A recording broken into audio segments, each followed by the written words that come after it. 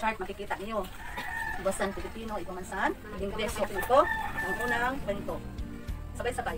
Ang regalo may para sa ay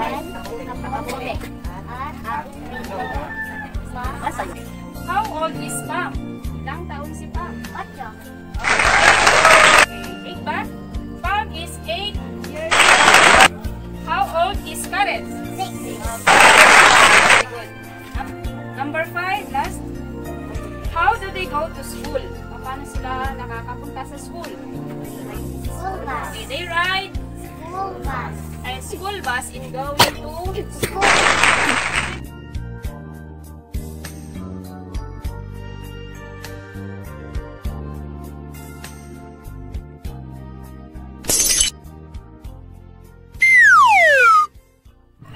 Ay, dala naka-adjust na. So, pag lang sa nailisan akong bata, nang po na, paano na, may dara pamahog na, maturog ka o basa, mamang basa, o. Tingkod, kasi na, isa kataki niya, kailangan gabayan mo siya kayo, di ba maging talaga ako magpapabasa. Pero Pero yun, naka-adjust naman sa kuan kay.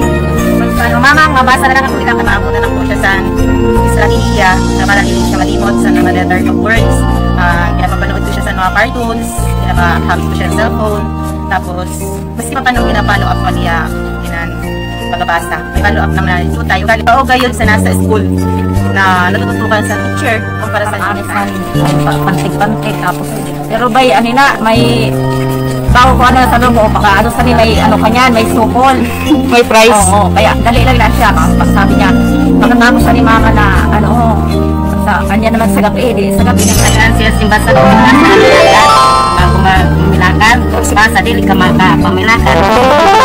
Basa ni siya, dahil kung aga, nasa gabi, dili ka manood. May na nagabasa siya.